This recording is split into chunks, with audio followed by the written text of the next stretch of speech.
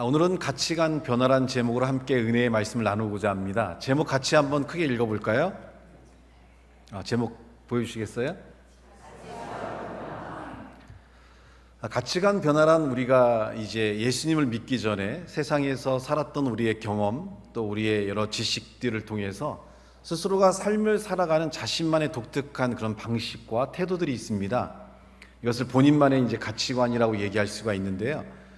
그런 것들이 우리가 예수님을 믿은 다음에는 그런 세상적인 가치관보다는 이제 하나님 안에서 하나님의 믿음 안에 살아갈 수 있는 그런 새로운 방향과 가치관들이 우리에게 주어지게 됩니다. 그런데 우리가 이제 과거에 경험했던 또 알고 있던 그런 가치관에서 하나님을 믿고 하나님을 따라 살아가는 가치관으로 바뀌어져 가야 되는데 그 자체가 쉽지가 않아요. 그러다 보니까 여전히 우리가 예수님을 믿고 있음에도 불구하고 과거의 습관과 태도를 향해 살아나가면서 신앙적인 영향력이 없는, 다시 말하면 하나님의 역사가 충만하게 나타나지 못하는 그런 연약한 삶을 살아가는 그리스도인들이 굉장히 많습니다. 우리가 간증을 통해서거나 또 우리 주변의 많은 사람들을 통해서 하나님의 은혜와 역사가 굉장히 강하고 충만하게 나타나는 많은 분들을 봐요. 야, 저 사람은 어떻게 저런 위기를 넘어설 수 있을까? 어떻게 저런 환경에서 이런 모든 걸 바꿔낼 수 있을까라고 느낄 정도로 그런 삶의 역사들 또 하나님의 일들을 이루는 많은 분들을 보게 됩니다. 근데 정작 우리와 비교해 보면 우리는 그렇지 못하고 한계를 갖고 있고 여전히 연약하며 또 여러 환경들을 두려워하고 불안한 삶을 살아갈 수밖에 없습니다. 이것은 우리가 예수님을 믿은 다음에 하나님의 말씀을 따라 우리의 삶의 가치관과 태도와 이런 것들이 바뀌어야 되는데 여전히 과거의 세상적인 그런 삶들을 중심으로 살아가다 보니까 여전히 우리의 삶들이 하나님이 집중되어 나타나지 못하고 하나님의 역사가 없는 그런 삶들이 우리 가운데 있다 보니까 한계의 삶들을 넘어서지 못하고 여전히 부족한 삶 가운데 놓이게 됩니다. 아주 쉽게 한번 예를 들어본다면 저도 이제 나이가 먹은 세대이기 때문에 이제 새로운 프로그램이라는 것을 굉장히 어려워해요. 근데 이제 프로그램이라는 것은 계속 새롭게 나오는 이유는 처음에 나온 프로그램이 한계가 있기 때문에 이제 그 다음 프로그램은 이것을 극복하면서 이제 새로운 프로그램들을 만들어내게 되는데 어떤 이제 프로그램을 쓰다 보면 이런 기능이 있으면 더 좋을 텐데 이런 게 좀 더 이렇게 쓸 수 있으면 좋겠다라고 생각하고 있는데 마침 새로운 프로그램이 나왔어요. 근데 제가 원하는 그런 부분들이 거기에 이제 주어져 있거든요. 그러면 이제 그 프로그램을 이제 사가지고 이제 태블릿 PC나 아니면 컴퓨터에 깔아서 사용을 하면 좋은데 좀 주저가 되는 거예요. 왜 주저가 되냐면 이 프로그램을 새로 사면 이제 이걸 또 어떻게 해야 돼요? 배워야 되고 또 적응하려면 시간이 필요한데 고민을 하는 거죠. 지금 쓰는 것도 그렇게까지 힘들진 않아 라고 스스로를 이제 합리화시키는 거예요. 괜찮아, 좀 불편해도 이렇게 쓰면 되지. 그러니까 새로운 것들을 받아들여서 바꿔나가면 더 좋고 더 편한 것이 있을 수 있다는 생각을 함에도 불구하고 그 과정이 이제 번거롭고 귀찮단 말이에요. 또 어떤 때는 설정을 바꿨다가 다시 이제 옛날 걸로 돌아가야 되는데 어떻게 돌아가야 되는지 몰라가지고 결국은 그 프로그램을 버리고 다시 새로운 프로그램을 바꾼 적도 있어요. 아니 진짜 안 바뀌어요. 아무리 찾아도 어떻게 바꿨나를 몰라가지고 이렇게 안 되는 경우가 있어요. 그래서 최근에 이제 고민을 하다가 이런 기능이 있으면 속도도 더 빠르고 좀 더 일을 더 잘할 수 있겠다는 생각이 들어가지고 이제 고민하다가 이제 바꿨어요. 바꾸고 나니까 너무 편한 거예요. 왜냐면 착착착 알아서 내가 작업을 할 때 보통 창을 한 4개 정도 띄워놓고 작업을 하잖아요. 그러면 이게 이제 자연스럽게 원활하게 되고 또 이런 키들을 누르면 제가 원하는 기능들이 탁탁탁 올라오니까 근데 그 과정에서 오는 그게 이제 적응하고 배우는 과정이 주어지는 그런 고통들, 그런 괴로움들 분명히 있어요. 하지만 바꾸고 난 다음에는 굉장히 편한 삶을 살아가게 되고 업무나 이런 해야 될 일들에 대한 그런 효율성이 굉장히 좋아지는 것들을 이제 보게 됩니다. 하나님을 믿는 신앙도 마찬가지예요. 우리가 세상적인 가치관을 갖고 살고 있다가 이제 하나님을 믿는 가치관으로 옮겨야 된다라고 하지만, 옮기고 나면 분명히 우리가 편해지고 더 능력적이고 하나님의 역사가 함께하니까 삶이 더 아름다워질 수 있다는 소망은 있어요. 근데 그걸 바꿔가는 과정은 여러분의 노력과 여러분의 헌신과 여러분의 버림과 여러분이 어떤 바뀌는 과정들이 분명히 필요하기 때문에, 이 과정들이 번거롭고 귀찮아서 바꾸지 않고 그냥 나는 됐어, 그냥 이 정도의 신앙이면 돼, 이 정도의 그냥 삶이면 그렇게 나쁘지 않아라고 생각하며 현실에 안주하는 삶을 살아가게 된다는 겁니다. 근데 우리가 조금 더 포괄적인 측면에서 생각해 본다면, 이 땅에서 살아가는 것이 우리가 전부가 아니라 우리는 이 땅을 떠나서 천국을 가는 게 우리의 삶의 목적이고, 그리고 천국을 가는 게 우리의 삶의 목적이면 이 땅은 잠시 있다가 가는 거잖아요. 길어야 한 100년 정도의 삶을 살고, 그 100년 정도의 삶도 나이를 한 이제 40, 50이 지나게 되면 너무나 빠르게 시간이 지나가요. 그리고 언제든지 이 땅을 떠날 수 있다라는 어떤 불안과 두려움 속에 살아가는 것이 인생의 삶입니다. 우리 젊은 친구들은 시간이 안 가고 앞으로 많은 삶이 남았다라고 생각하지만, 저는 이미 제가 죽은 이후의 삶을 준비하면서 많은 프로그램과 많은 시스템들을 계속 바꾸고 있어요. 가정적으로는 내가 떠난 다음에 예림이가 나 없이도 편하게 살 수 있도록 집안의 모든 구조들을 편하게 바꿔주고 있어요.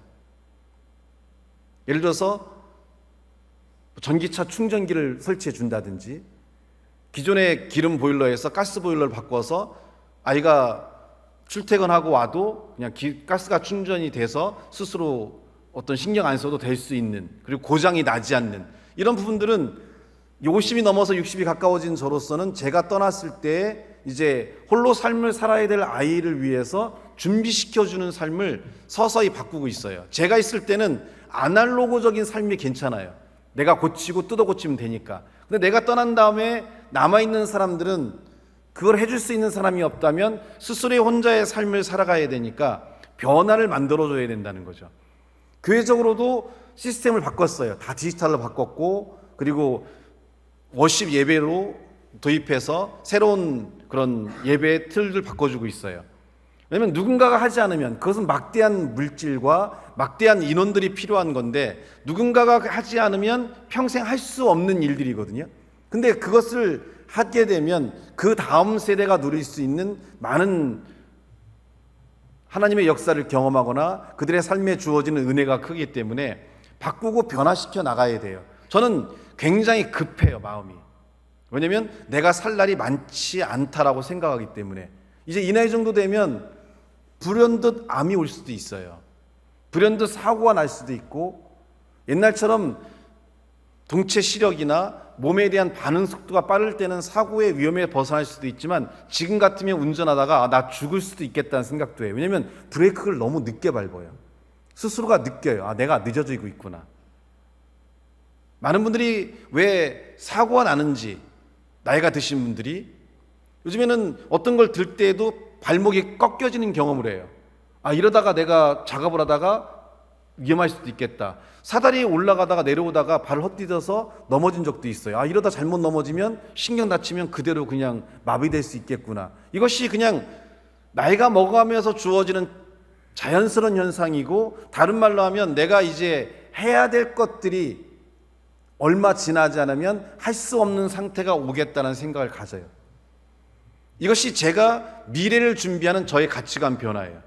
더 늙기 전에, 더 할 수 없을 시기가 오기 전에 더 많은 것들을 준비해서 가정적으로나 아니면 교회적으로 다음 세대들이 좀 더 편안하고 더 좋은 환경에서 그들이 신앙생활을 할 수 있도록 준비시켜주고 만들어가는 그런 삶을 가져야겠다고 생각해서 그런 삶의 움직임을 갖고 있다는 거죠. 우리가 이 땅을 떠나서 천국을 가는 것이 우리가 이 땅을 살아가는 목적이고, 인생은 유한하고 짧습니다.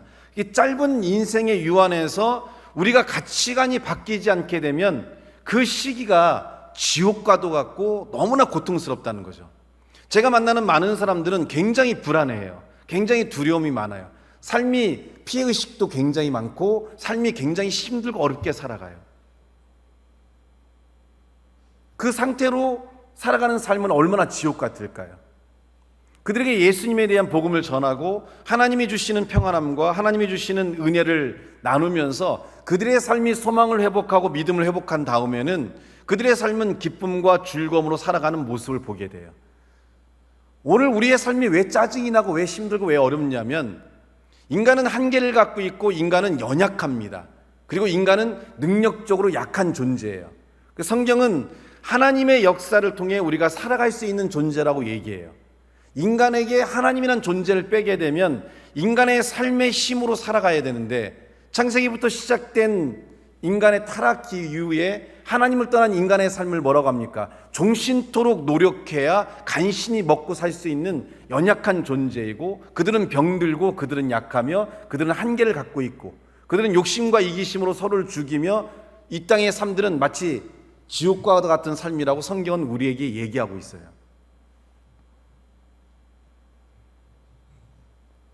이런 상태 안에 있는 노인들이 하나님을 믿고 우리의 가치관과 태도를 바꾼다면 우리는 소망을 가질 수 있고 기쁨을 가질 수 있으며 이 힘들고 어려운 사람들을 지옥이 아닌 천국으로 바꿔갈 수 있는 거죠. 여러분은 천국으로 초대받은 자이고 하나님의 역사하심 안에 초대받은 자예요. 그리고 하나님의 능력이 주어지는 삶으로 초대받았고 여러분의 삶이 어떠한 삶으로 선택하고 어떠한 가치관을 갖고 살아가냐에 따라서 우리의 미래는 전혀 다른 삶으로 살아갈 수 있는 존재로 부르심을 받았다는 거예요. 근데 여전히 우리는 과거의 가치관을 더 중요하게 생각하는 거죠. 그 이유 중에 한 가지가 뭐냐면 귀찮은 거예요. 바꿔가기를 싫어하는 거죠. 서두에 말씀드렸듯이 새로운 프로그램을 익히면 정말 편하고 즐거움에도 불구하고 그냥 귀찮으니까 현재 상태에 그냥 안주하는 거죠. 새롭게 바뀌었을 때 우리의 인생이, 우리의 미래가 어떻게 될 것인가에 대해서 경험해 보지 않았잖아요.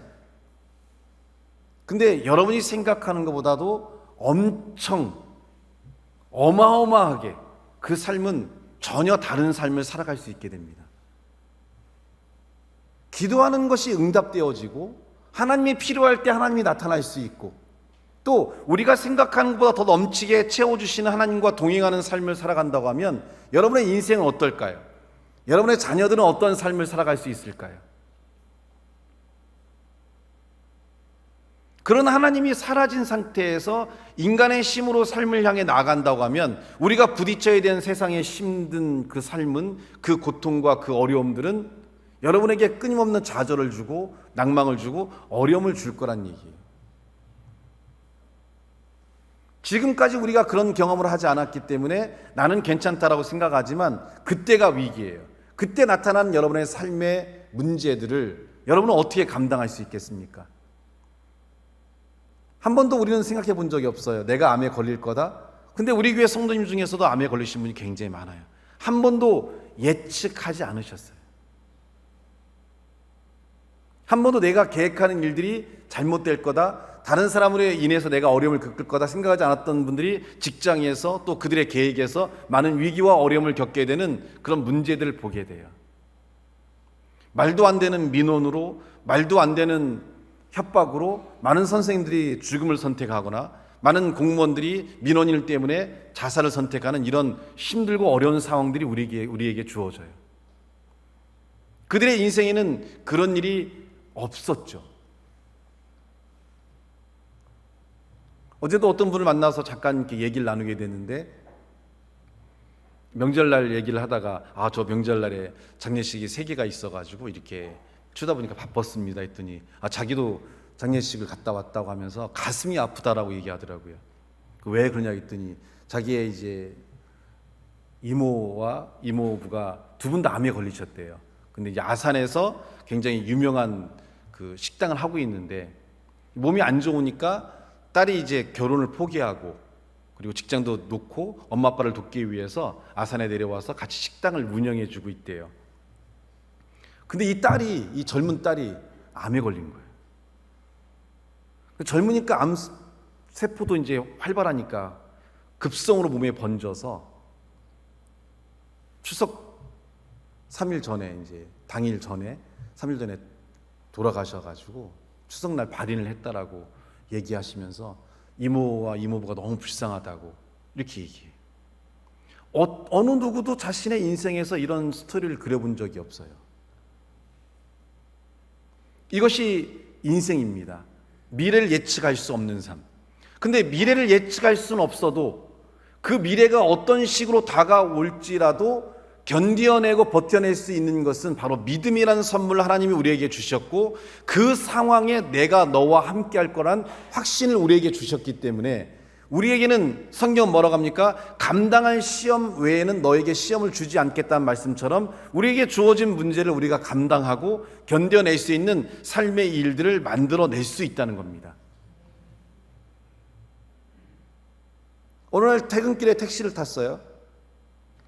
졸린 눈을 끔먹끔먹하면서 가고 있었는데 갑자기 맞은편에서 오던 차가 불법 유턴하면서 택시 뒤를 세게 쳤어요. 세게 친 그 순간에 충격을 받은 택시가 시스템에 오류가 되면서 급발진하기 시작했어요. 190, 200을 달리면서. 쓸 수 있는 방법은 뭐밖에 없어요? 그냥 부딪히는 것밖에 없잖아요. 가로수에 부딪혀갖고 운전자와 뒤에 있던 승객이 크게 다쳤어요. 이 사람의 인생의 설계도에 이런 설계를 한 적이 있을까요? 방학 기간 동안 아르바이트를 해서 외국에 여행 가겠다는 계획을 갖고 아르바이트를 향해 열심히 가고 있었는데, 건물을 짓던 그 건물에 잡아주던 그런 기초들이 무너지면서 그냥 돌을 덮쳤어요. 마침 거기 서 있던 버스 위로 넘어졌고, 그 돌을 지나던 사람들이, 많은 사람들이 사망에 이르게 되는 위험성을 놓게 됩니다. 그게 인생입니다. 여러분의 인생은 장밋빛 인생입니까? 전 장밋빛 인생 생각하지 않아요. 인생은 사단의 역사가 있고 죄의 역사가 이 땅 가운데 있기 때문에 인생은 장밋빛일 수가 없어요. 그래서 인생을 바꾸기 위해서 예수 그리스도가 여러분에게 오신 것이고, 이러한 삶의 길을 걸어가면서도 용기를 잃지 않고 희망을 잃지 않고 그 모든 것들을 감당하고 의연히 이겨낼 수 있는 삶으로 바꿔갈 수 있는 것이 오늘 여러분에게 주신 하나님의 은혜이고, 하나님이 여러분을 부르신 구원하신 가장 중요한 목적이라는 겁니다. 이런 우리들이 가치관이 바뀌지 않으면, 과거의 가치관의 삶으로 우리가 더 하나님께 나아가지 아니하고 더 하나님의 역사 가운데 서지 않는다면, 그 삶의 한계로 여러분에게 감당하기 어려운 삶의 문제들이 주어졌을 때 우리가 그걸 이기거나 버텨나갈 수가 있냐 이겁니다. 저는 서영길 목사님을 보면서 와, 기적 같은 일이라는 생각을 해요. 그 정도의 신체적인 상태가 무너졌을 때 한 달 만에 극복하는 케이스가 있냐라고 생각했을 때는 없어요. 제 기억상에. 이거를 뭐 제가 도와서 고쳤다고 하면 뭐 제 자랑을 참 많이 하겠지만, 제가 한 게 아무것도 없기 때문에 얘기하는 거예요. 상담 한번 하지 않았어요. 단지 그냥 어드바이스만 몇 개 해주고 이렇게 한번 진행하면 이길 수 있겠습니다 생각할 정도로 모든 신체적인 것들이 다 무너졌기 때문에 불가능하다고 생각했는데, 한 달 만에 그 모든 걸 이기고 거뜬하게 섰어요. 믿음이란 게 보이지 않는 순간들이 있어요. 금민아 사모님 다급하게 아침 7시에 제가 있는 목양실로 뛰어와서 문을 두드리면서 큰일 났습니다. 서영길 목사님이 지금 이상합니다. 다급하게 제가 집으로 뛰어갔을 때 봤던 서영길 목사님의 삶에는 믿음이라고 볼 수 있는 것들이 없어요. 모든 것들이 무너졌어요. 육신부터 시작해서 모든 것들이. 도저히 몸을 움직일 수 없는 상태로 마치 시간과 환경과 모든 것들이 멈춘 것 같은 그 순간에 정말 멈춰 계셨어요.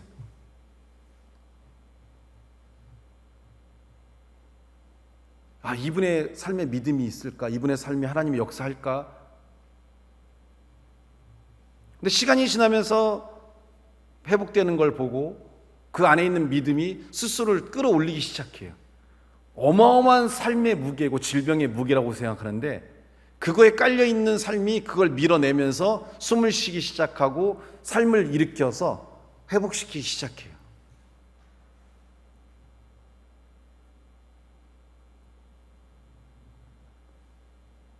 천명이면 천명 다 회복 못합니다. 그 상태에서는 끝난 거예요. 보통 우리가 봤을 때 이건 끝났다라고 느낄 정도로. 근데 가족들이 믿음을 잃지 않아요. 하나님의 역사로 남편과 아버지가 회복될 걸 믿고 본인도 그 숨을 쉴 수도 없는 몸이 움직이지 않는 상태에서 싸워나가기 시작해요. 믿음을 다시 끄집어내기 시작하면서 하나님을 의지하면서 삶을 바꿔나가고 변화시켜 나가기 시작해요. 그것이 우리 안에 있는 믿음들입니다. 하나님의 역사는 삶이고 하나님과 함께 움직여지는 삶이 나타나는 가장 강력한 힘들입니다. 이것이 오늘 우리의 삶을 만들어 가야 돼요. 그러기에는 뭐가 필요했을까요? 기도하는 삶을 습관을 들였기 때문에 가능한 일이었던 거죠. 성인 목사님이 기도하는 자였기 때문에 그런 환경의 위기에서 그거를 바꿔갈 수 있는 것들이 뭐였냐면 기도를 통해서 끄집어내기 시작하는 거예요. 가족들도 기도하는 사람들이었기 때문에 기도를 통해 끄집어내기 시작하는 거죠. 근데 오늘 기도라는 가치관의 변화를 갖고 있지 않은 성도가 있다면 기도를 하지도 않고 기도에 대한 믿음도 없고 기도의 삶을 내 삶으로 만들어내지 못한다면 내게 위기와 어려움이 올 때 그 위기와 어려움을 무엇으로 넘어설 수 있을까요? 무엇으로 극복할 수 있을까요? 심리적인 어려움으로 인해서 힘든 신체적인 증상을 갖고 계신 분들 상담할 때 제가 이렇게 일주일씩 살아가야 될 이제 스케줄을 만들어줘요. 이렇게 하고 이렇게 해서 이런 건 이렇게 하고 이렇게 해서 해야 될 것들 만들어서 이제 드리거든요. 그 다음 주에 오면 꼭 저한테 이런 얘기예요. 너무 힘듭니다. 조금만 줄여주시면 안 될까요? 이걸 하루에 3번 하라고 했는데 이거 하루에 1번만 하면 안 될까요? 이 시간대 이거는 너무 힘든데 이렇게 하면 안 될까요? 라고 해서 일주일 지나고 보면 막 언성을 높이면서 나보고 죽으라는 거냐, 도저히 할 수 없다. 근데 제가 그런 얘기를 해요. 힘든 게 당연합니다. 힘들지 않고 어떻게 당신의 질병을 이길 수 있습니까? 참고 견디기만 하면 이길 수가 있는데 한 달 뒤에 이 프로그램이 효과가 전혀 없다면 당신이 원하는 대로 해주겠지만 일단 한 달만 좀 버텨보십시오. 다 막 죽는다고 해요. 그때 누가 중요한 줄 아십니까? 가족들이 중요해요. 같이 그 프로그램을 보면서 같이 움직여줘요. 같이 움직여서 여튼 그거를 일주일, 2주일, 3주, 한 달을 마무리하게 해요. 그 다음부터는 연락 와요. 이제 상담 안 해도 됩니다. 제가 스스로 다 할 수 있습니다. 목사님 말씀해 주신 프로그램에 따라서 하고 있고 이제 걱정 없습니다.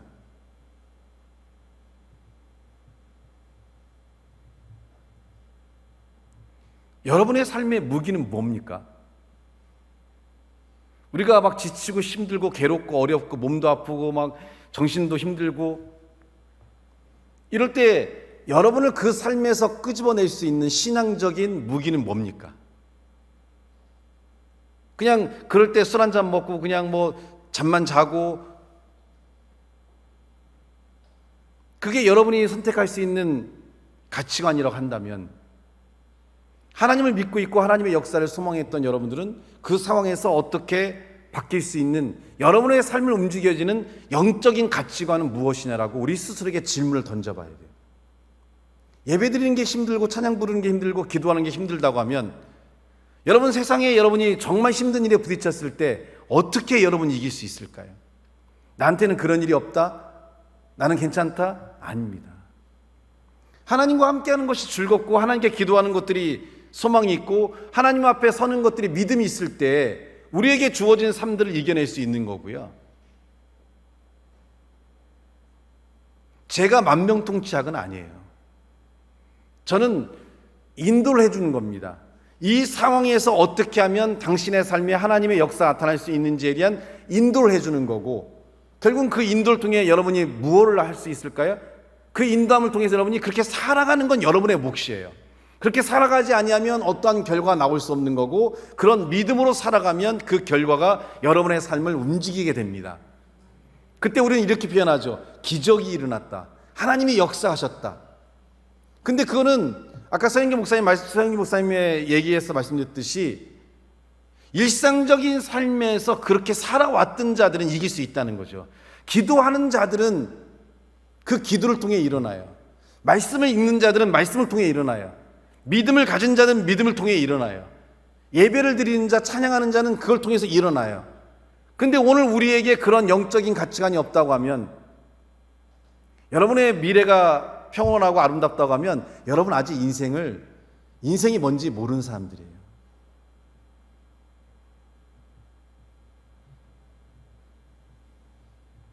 인생은 호락호락하지 않습니다. 단지 내가 운이 좋아서 지금까지 내게 별일 없었던 거지만 나의 미래에 어떤 일이 일어날지 어떻게 알아요? 하나님과 가까이 가기 위해서 주어지는 그런 힘듦과 어려움들이 잠시일 뿐이에요. 기도하는 게 처음에 힘들겠죠. 그러나 그 기도를 통해 하나님을 만난 이후에는 기도가 너무나 행복하고 즐거워지는 거예요. 찬양을 드리는 게 힘들고 어렵겠죠. 그러나 그 찬양을 통해서 하나님을 만난 자들은 찬양이 너무나 행복하고 즐거운 거죠. 아직 하나님과의 진정한 만남이 없으니까 기도가 힘들고 예배가 힘들고 말씀 듣는 게 힘들고 찬양 드리는 게 힘들어요.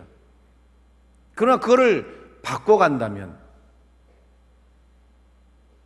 여러분의 삶에는 더 많은 변화와 더 많은 일들을 이룰 수가 있겠죠. 오늘 빌립보서 2장 6절로 8절 말씀에 보면 예수님은 하나님의 본체지만 하나님과 동등됨을 여기지 아니하시고 자기를 비워 종의 형체를 가져 자기를 낮추시고 죽기까지 복종하셨다라고 얘기합니다.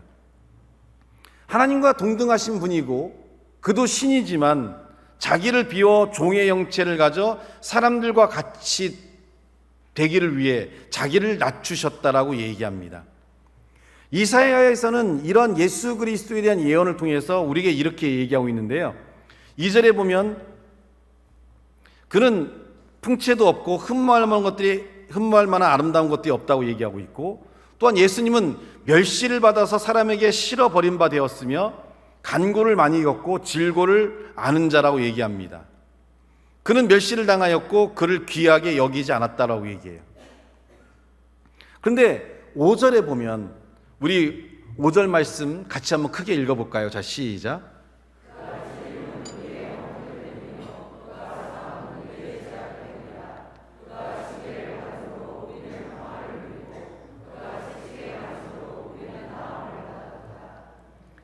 이런 흠모할 만한 것도 없고 멸시를 받고 온갖 고통을 당하는 것이 예수 그리스도인데 5절에 보니까 그가 찔림은 우리의 허물을 위함이고 그가 상함은 우리의 죄악을 인함이며 그가 징계를 받음으로 우리가 평안을 누리고 그가 채찍에 맞음으로 우리가 나음을 입었다라고 했어요.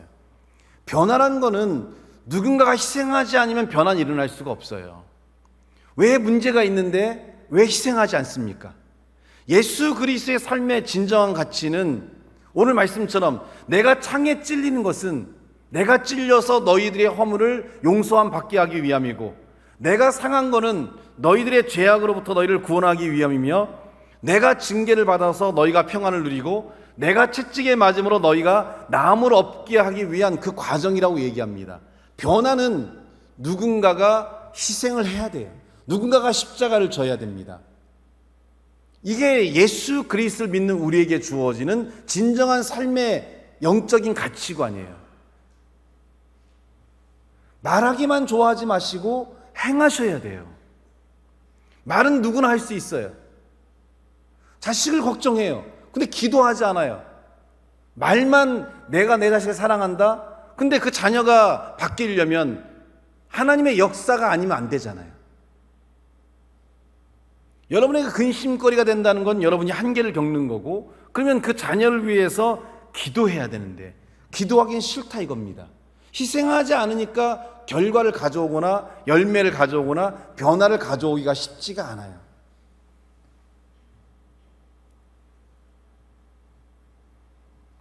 자녀들이 아름답게 되어지고 우리가 봐도 야, 저놈 자식 참 잘 된다라고 할 때 그 자녀들이 그 스스로가 하나님께 기도하며 믿음을 갖는 것도 있겠지만 그 뒤에는 그 자녀를 위해 기도하는 부모의 간절한 기도가 저는 크게 한몫한다고 봐요.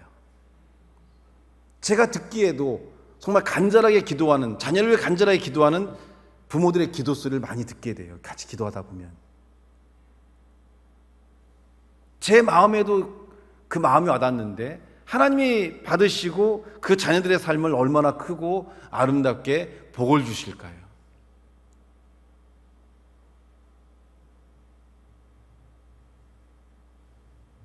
우리는 예수님을 믿으면서 예수님이 가르쳐 주시는 삶의 말씀을 통해서 우리가 지금까지 살아왔던 삶에서 새로운 삶으로의 변화를 가져오는 것들이 필요해요. 이 변화가 주어지지 않으면 오늘 말씀처럼 우리 회복되지 않습니다. 그냥 현실에 안주하기만 하려고 그러는 거죠. 불편함이 있어요. 어려움도 있어요. 힘든 게 있어요. 그렇지만 바꾸려고 하지 않아요. 불편하고 힘들고 어려운 걸 바꾸지 않으면 여러분의 삶도 힘든 삶으로 이 땅을 떠나 천국에 갈 때까지 지옥 같은 삶을 살겠지만 여러분과 연관되어 있는 가족들도 여러분이 만나는 직장에서 있는 많은 사람들도 다 힘들고 다 어렵고 다 고통스러운 삶을 살아갈 수밖에 없다는 거예요.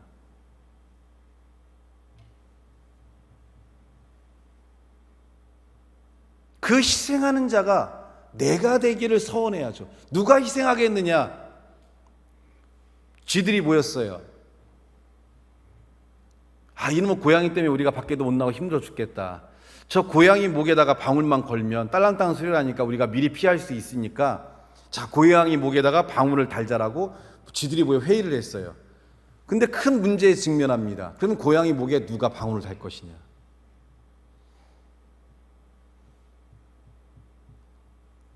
여러분이 달아야 돼요. 변화를 위한다면, 어떤 새로운 삶의 일들을 이루기 원한다면 주여 내가 가겠습니다. 내가 하겠습니다.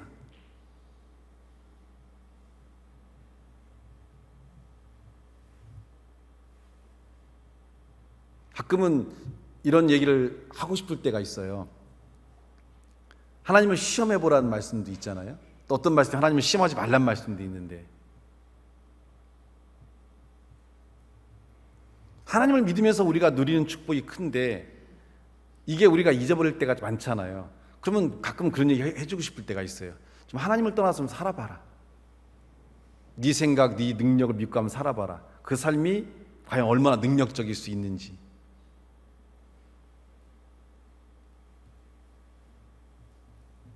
보이지 않는 것 같지만 하나님의 은혜와 역사가 주어지는 그 삶들이, 그 보호하심과 그 채워주심이 얼마나 크게 우리 가운데 오는지를 우리는 알아야 돼요.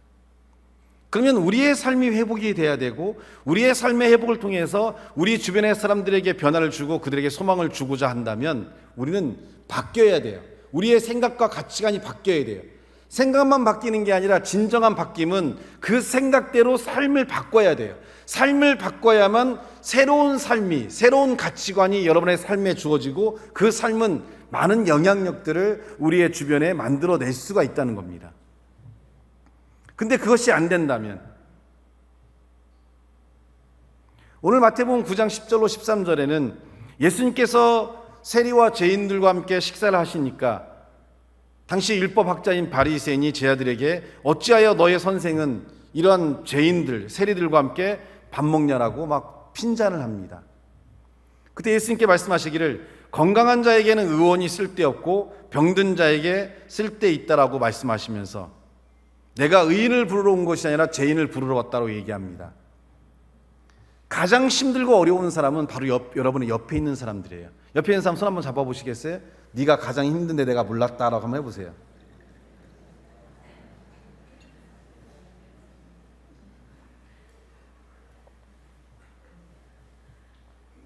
우리는 가족들에 대해서도 너무 차갑지 않습니까? 뛰어들려고 하질 않아요. 제가 말씀드리잖아요. 저는 은사도 없고 능력도 없는데 단 하나 하나님의 역사를 가져올 수 있는 것 중에 한 가지는 뭐냐면 그냥 그 삶에 뛰어든다는 거죠. 할 수 있는 것도 없고 할 줄 아는 것도 없지만 일단 뛰어들어서 일단 그 손이라도 붙잡고 같이 기도라도 하고 같이 찬송이라도 부르고 뭔가 이 사람이 하나님의 역사 안에서 치유되도록 하나님 봐줄 수 있도록 무언가 그 사람과 같이 움직이다 보면 하나님이 역사하지 않을 거라는 그런 믿음 때문에 그냥 함께 뛰어드는 거예요. 근데 화날 때가 많아요. 남도 뛰어드는데 가족들이 안 뛰어드는 가족들을 보면서 정말 화가 나요. 그럴 때는 살짝 발을 뒤로 빼고 싶은 마음도 있어요. 근데 나마저 빼면 이 사람 편이 될 사람이 아무도 없잖아요. 세상에는 힘들고 어려울 때 그래도 내 편이 하나는 있어야 되잖아요. 그게 하나님이면 가장 좋은 거고 때로는 하나님이 보이지 않을 때라도 내 편이 하나 있으면. 그래서 새벽에 3시, 4시에 전화해도 괜찮다고 제가 말씀드리는 거예요. 정말 죽을 것 같은데 힘든데 그 새벽 3시, 4시라도 전화할 수 있는 사람이 있으면 우리는 살 수 있거든요.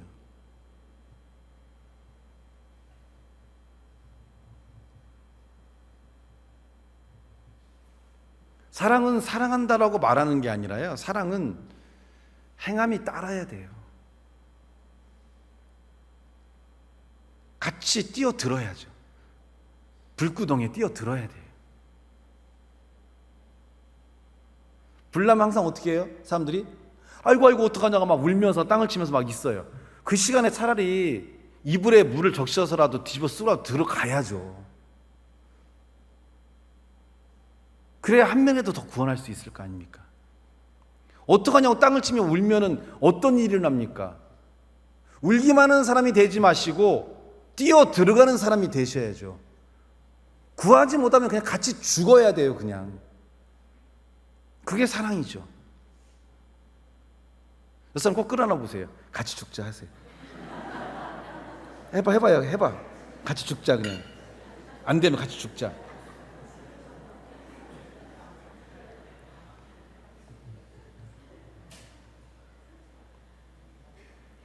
아니 혼자 살아나면 그 무슨 맛 아서 사요. 차라리 같이 죽지. 같이 살든가 같이 죽든가. 근데 뛰어들면 하나님이 그런 우리의 삶을 보고 역사하시거든요. 다 살아나게 돼요. 고린도서 9장 22절 말씀 보면 같이 한번 우리 읽어볼까요? 고린도서 9장 22절 시작.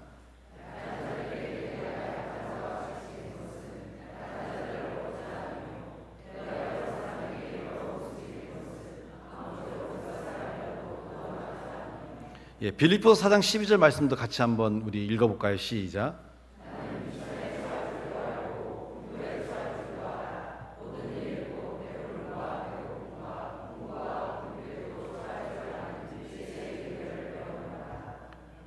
우리 교회에 기적이 일어난 이유는 일단 목사인 제가 성도들의 문제를 포기하지 않아요. 그리고 많은 성도들이 포기하지 않고 믿음을 갖고 기도해요. 두세 사람이 내 이름으로 모이면 내가 그들과 함께 한다고 했는데 몇백 명이 모여서 기도하잖아요. 살려보겠다고 막 애쓰잖아요. 피가 터져라고 하잖아요. 근데 가족들은 어디가 있냐요, 내 말은. 남도 기도하는데, 남도 매달리는데, 살려보겠다고 어떻게든 목이 터져라고 하는데 가족들은 어디 있냐 이거예요.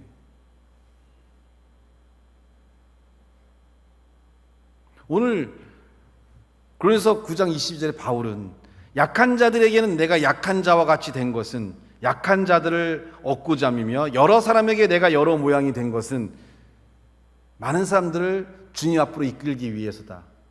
상대방에 맞춰서 자신을 낮추고 그들과 함께 삶을 살아가는 거예요. 노숙자를 전도하기 원하면 어디 가야 돼요? 노숙자와 같이 자야죠. 그렇잖아요? 먹을 것이 없는 자와 함께하면 같이 안 먹어야죠. 아니면 내가 먹을 걸 가져가서 그 사람과 나누든가.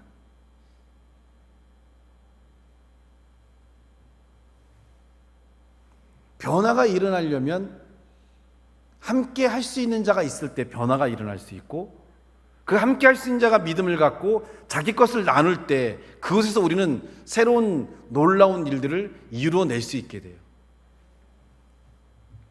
한 부부가 상담하러 왔는데 부인이 우울증에 이제 걸려서 힘든 삶을 살아가요. 근데 이제 부목사님과 부목사님의 부인인데 이제 목회자로 살아가는 게 힘들기도 하고 또 부목자로 살아가는 것도 힘들고 또 그런 사람들이 어떤 굉장히 힘들고 여러 가지 뭐 인간관계도 어려움을 겪다 보니까 힘들어요.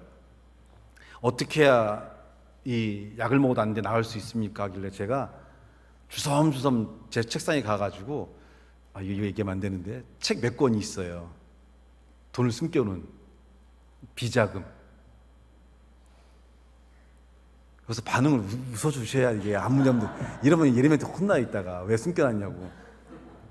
이 책에서 좀 숨겨놓은 거 빼고 이 책 숨겨놓은 거 빼가지고 봉투를 만들었어요. 그리고 그때가 여름쯤이었는데 휴가 기간이니까 일주일간을 이걸 가지고 가서 애들은 할머니 할아버지한테 맡기고 너희 둘이 여행을 미친 듯이 하고 와라. 생전처럼 자유롭게 해외를 나가도 좋고 국내에 있어도 좋고 신나게 놀고 그 다음 주 상담하자. 근데 그 다음 주 전화 왔어요. 올 필요가 없다고. 다 나왔다고.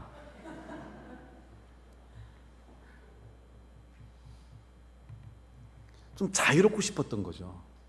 목회자 사는 게 항상 막혀있고 고통스러우니까 조금 자유롭게 다 내려놓고 좀 쉬었으면 좋겠는데 쉼이 없으니까 쉬고 오라고.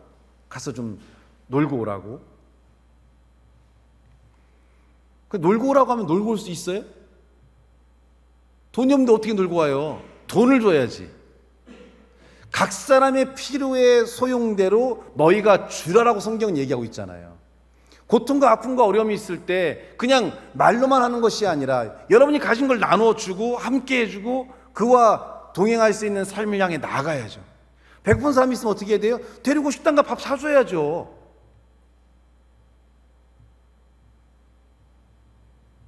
병원비가 없는 사람이 있으면 여러분이 병원비를 보태주고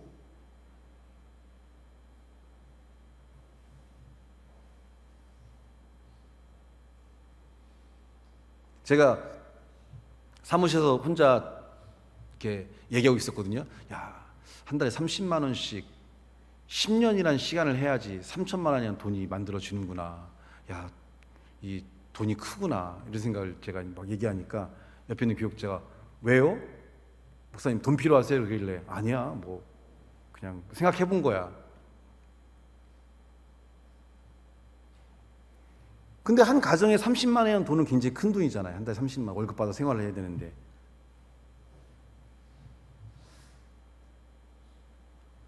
누군가가 수술을 해야 되는데 희귀종이라 약이 3천만 원이 든대요. 그 내가 들었어. 안 들었으면 내 일이 아니지만 내가 들었어. 그럼 내 일인 거예요. 그럼 3천만 원이라는 걸 내가 대출 받았을 때 한 달에 30만 원씩 해서 1년에 360만 원, 이자까지 하면 3,600만 원. 야, 이거 해야 되지 않을까? 고민을 하는 거죠. 30만 원이면 나한테 굉장히 큰 돈이고 이걸 내가 어떻게 해야 되나. 근데 형편이 어렵고 힘든데 아이는 살려야겠고 약은 써야 되고 할 수 있느냐 없느냐가 내가 그런 능력이 있느냐가 중요한 게 아니라요. 할 건가 안 할 건가가 그리스도인의 삶의 자세예요. 이게 가치관의 변화예요. 내가 이거를 감당할 만큼 할 수 있느냐 할 수 없느냐 이렇게 해서는 세상을 바꾸지 못합니다. 하겠느냐 하지 않겠느냐죠. 나와 함께 십자가를 지고 가겠느냐 십자가를 지지 않고 가겠느냐. 순간적으로 고민은 되긴 합니다만 그 약만 있으면 이 아이가 산다 그러면 움직여야 돼요. 혼자가 힘들면 가까이 있는 사람 불러야죠. 내 임재민 목사님한테 부르고 공호 목사님 불러가지고 뭐 김호 목사님 부르고 몇 명 불러갖고 야, 한 달에 너 5만원씩 나한테 좀 주면 안 되겠니? 6명이면 30만 원이잖아요. 아, 목사님 뭐 돈 필요하세요? 요즘에 술 땡겨요? 공호 목사님한테 그렇게 얘기했지. 나 술 땡긴다 야. 요즘 주님이 엄청 땡긴다 야. 아우, 우리 주님이 얼마나 날 사랑하시는지 우리 주님과 함께 살고 싶다 막. 그럼 또 내가 달라고 하면 안 주겠어? 김항희 목사님 내가 5만 원 달라고 하면 안 줘? 아유, 그래, 이따가 개인적으로 만나. 주겠죠. 혼자가 안 되면, 내가 그랬잖아요. 도움을 청하는 것을 부끄럽게 생각하지 마라. 그것이 더 많은 일들을 아름답게 이룰 수 있다면 더 많은 것을 이룰 수 있겠다.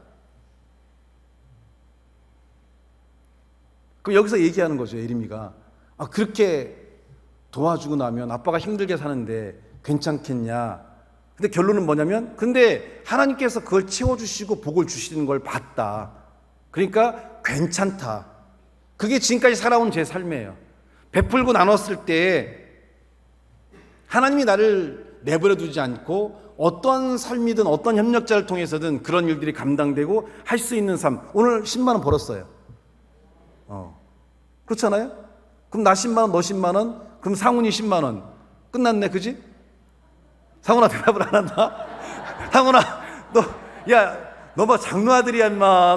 내가 우리 윤장로님을 얼마나 사랑했는데, 내가 윤장로님 돌아가시고 내가 굉장히 울었다. 내가 눈물을 잘 안 보이는 목사지만 내가 장례 끝날 때까지 울지 않았는데, 장례 끝내고 내가 집에 와갖고 우리 어머니 돌아가신 다음에 내가 울었는데 네 아빠 돌아가신 다음에 울었어. 그만큼 장로님은 나한테 큰 존재였고 든든한 삶이었으니까. 너는 내가 뭐라도 얘기해, 너 무조건 아멘 해야 되는 거. 너는 장로씨야. 타고나게 이렇게 타고난 거야. 혼자가 안 되면 같이라도 움직여야 돼요. 근데 그거를 외면하면 기적은 일어나지 않아요. 할 수 있느냐 할 수 없느냐로 세상을 살아가는 게 아닙니다. 하겠느냐 하지 않겠느냐죠. 기도하겠느냐 기도하지 않겠느냐. 내가 기도할 시간이 있을까? 내 몸 상태는 어떨까? 나는 안 힘들까? 이걸 따지면 할 수 있는 게 아무것도 없어요. 그냥 하는 거예요. 내가 금식할 수 있을까? 그냥 금식하는 거예요. 내가 나눌 수 있을까? 나누는 거예요. 그래야 가정이 회복되고, 그래야 여러분의 주변 사람들이 회복되고, 수많은 사람들이 변화와 새로운 삶을 만들어내는 놀라운 일들을 이룰 수 있게 됩니다. 이것이 오늘 우리에게 있어야 될 삶의 회복을 위한 가장 가치 있는 삶입니다. 이 변화를 위한 초대를 여러분이 받았고, 이런 믿음과 이런 말씀을 깨달았다면 이 말씀대로 삶을 움직여가는 여러분의 가정, 여러분의 직장, 여러분이 만나는 모든 사람 가운데 하나님의 살아계신 놀라운 역사와 능력이 아름답게 채워질 줄을 믿습니다. 기도하겠습니다. 하나님 감사합니다. 주신 말씀을 통해 우리가 용기를 얻게 하시고 회복하기 해로서 특별히 우리가 바뀌고 변화되어야 될 이런 많은 삶의 움직임과 변화를 가질 수 있도록 인도해 주시길 간절히 원하오며 예수님의 이름으로 축복하며 기도하옵나이다.